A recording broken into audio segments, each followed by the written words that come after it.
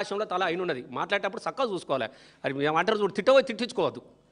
ఇంకోంటే కేటీఆర్ను పట్టుకొని తిడుతూ ఉంటాడు. అద్దంలో చూసుకోవాలట, బరాబర్ చూసుకుంటాడు. Hero, the hero of Telangana KTR, గుర్తుపెట్టుకో.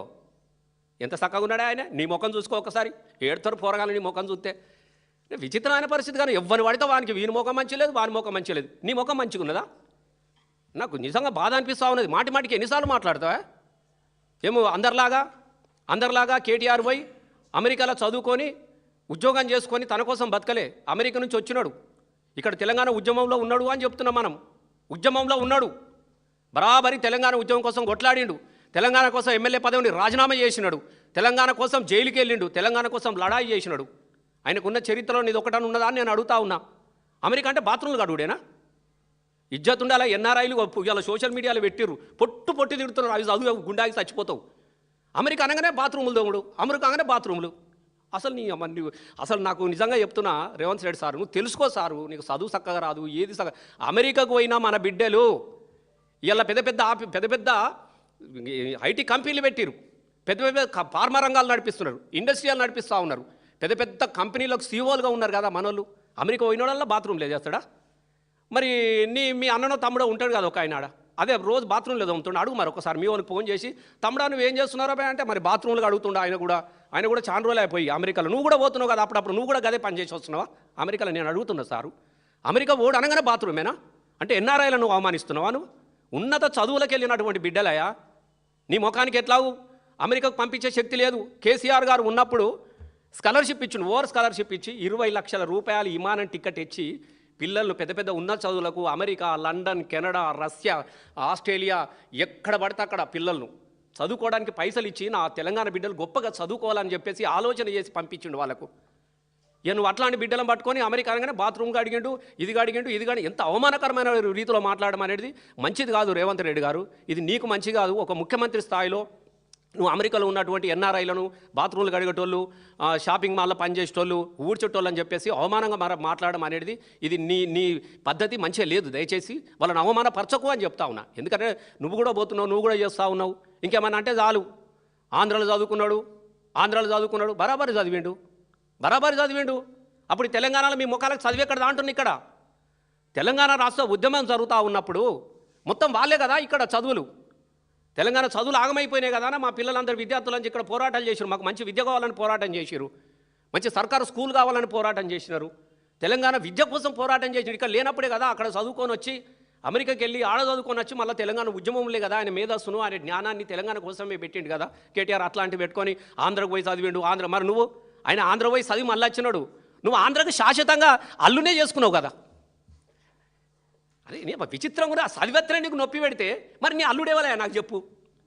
ఇలా నీ భీమవరంకి నీది ఎక్కడ చెప్పు? నీ బిడ్డనే భీమవరంలోకి ఇచ్చినావు, నీ వియ్యాంకుడు భీమవరం, నీ సంబంధాలు భీమవరం, నీ వ్యాపారాలు అన్నీ ఆంధ్రలోతోనే కదా. అంతెందుకు నీ గురువు గడ్డం బాబు, ఆంధ్ర బాబు, నువ్వు అదే పార్టీలో పనిచేసినావు కదా. ఆంధ్రలో కలిసి పనిచేసినావు, ఆంధ్రలో బూట్లు మోసినవు, ఆంధ్రలోకి సేవకునిగా పనిచేసినావు, ఆంధ్రలో ముంగట బండ్ల మింగట ఉరికినవు. నువ్వు మాట్లాడవచ్చునా? ఆంధ్ర అని ఉరకొచ్చునా? పొద్దున్న లేస్తే మరి నీ వ్యవహారం ఎవరితో నడుస్తూ ఉన్నది? అది మాట్లాడడం పద్ధతి కాదు రేవంత్ రెడ్డి గారు, ముఖ్యమంత్రి గారు. మీరు ఇంత చిల్లరగా, ఇంత నీచంగా, ఇంత చిన్నగా మీరు ఆలోచించద్దు. మరి మొన్నెందుకు పోయినావు? మొన్న పోయినావు కదా. మొన్న పోయి ఎస్ఆర్ నగర్కి వెళ్ళి, ఎస్ఆర్ నగర్లో మొత్తం ఎలక్ట్రానిక్స్ ఫంక్షన్లో ఎన్టీ రామారావు విగ్రహం పెట్టేస్తా నేను, ఇది చూపిస్తాను. మరి వాళ్ళకి ఎందుకు ఇచ్చినావు? వాగ్దానాలు ఎందుకు ఇచ్చినావు? నీ అవసరానికి వాళ్ళ బూట్లు నాకుతావు ఆంధ్రలో. ఇలా ఆంధ్రలో కేటీఆర్ చదువుకుంటానగానే నొప్పి వస్తున్నాయి నీకు, ఏలనగా మాట్లాడుతూ ఉంటావు. మరి ఇదే మాట జూబ్లీ హిల్స్లో ఎందుకు మాట్లాడాలి? ఆంధ్రలో ఓట్లద్దు మాకు, ఆంధ్రలతో ఇదే వద్దని చెప్పేసి ఎందుకు మాట్లాడాలి? నీ అవకాశం కోసం, నీ అవసరం కోసం ఇలా ఎన్ని చేయాలో అన్ని చేస్తూ ఉన్నా కదా. నువ్వు మాట్లాడేటప్పుడు చూసుకోవాలి కదా. ఎంత విచిత్రమైన పరిస్థితి ఉంటే తెలంగాణకు నిజంగా చెప్తా ఉన్నా నేను. ఆ రోజు ఇద్దరు ఏం శాపం వచ్చింది. ఆనాడు తెల్లగడ్డం బాబు అడ్డం పడ్డాడు తెలంగాణ రాష్ట్రానికి. ఇలా ఈ గడ్డం బాబు కూడా గదే చేస్తున్నాడు. గడ్డంతోనే గండం వచ్చింది తెలంగాణ రాష్ట్రానికి. నేను నిజంగా చెప్తున్నా, గడ్డాలతో గండమే ఉన్నదే.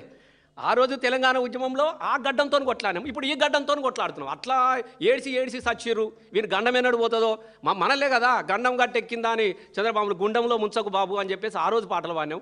మళ్ళీ ఇదే రోజులు మనకు కనబడతా ఉంది. ఒక సినిమా ఉంటుంది పాతాళ భైరవ్ అని, అందులో ఒక 2 క్యారెక్టర్లు ఉంటాయి. సదా జప అని ఉంటాడు ఒకడు క్యారెక్టర్. 2 క్యారెక్టర్లు ఉంటాయి. ఇప్పుడు ఈయన కూడా కొంతమంది ఉంటారు సదా జపలు. ఆ మాంత్రికుడు మాట్లాడి సదా జప, అద్దంలో చూసుకుంటా సదా జప, మనం ఎట్లున్నాంరా, మనం చాలా అందంగా ఉన్నాం గురు అంటాడు వాడు. మరి చెప్పకుండా వీడు వీకెత్తాడు కదా, ఉద్యోగం వీకెత్తాడు. కాబట్టి సేమ్ ఈయన పాలన ఎట్లుందంటే ఆహా ఓహో అనేటోళ్ళు కొంతమంది ఉంటారు కదా, 3 రంగుల జెండా బట్టి ఓ ఇవో అని ఎగురుతూ ఉంటారు కదా, ముసలు చచ్చిపోతూ ఉంటే కూడా. పింఛన్ కోసం ముసలు చచ్చిపోతూ ఉంటే 3 రంగులనే అని లేపించుకుంటారు కదా క్యాసెట్ అందులో.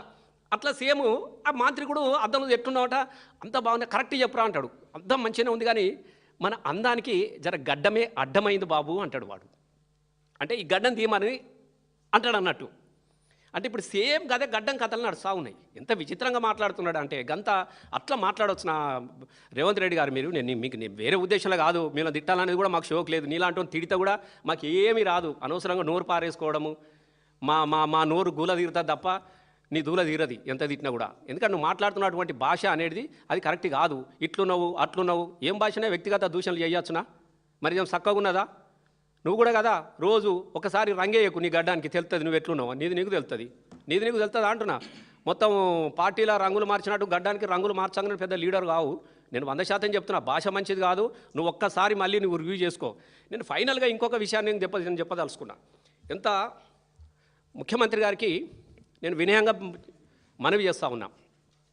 నేను ఒక 2 సార్లు ఎమ్మెల్యేగా పనిచేసిన, సాంస్కృతిక సారథి చైర్మన్గా పనిచేసిన, 14 సంవత్సరాలు తెలంగాణ ఉద్యమంలో ప్రభుత్వ ఉద్యోగాన్ని, టీచర్ ఉద్యోగాన్ని కూడా వదిలేసుకొని ఈ తెలంగాణ కోసం కొట్లాడిన వ్యక్తిగా చెప్తా ఉన్నా సార్.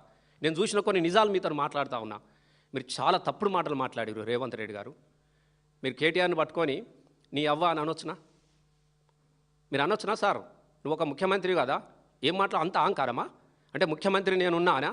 ఎన్ని రోజులు ఉంటుంది నీ ముఖ్యమంత్రిగిరి? అసలు ఏం తెలుసు? కేటీఆర్ నీ అవ్వ అని మాట్లాడినవు. కేటీఆర్ అవ్వ గురించి నీకేం తెలుసా అని అడుగుతున్నాం రేవంత్ రెడ్డి గారు. తెలంగాణ ఉద్యమంలో ఆ తల్లి కేటీఆర్ గారు వాళ్ళ అమ్మ, ఆ తల్లి ఒక్కరోజు కూడా కంటిన్యూ నిద్రపోలేదు.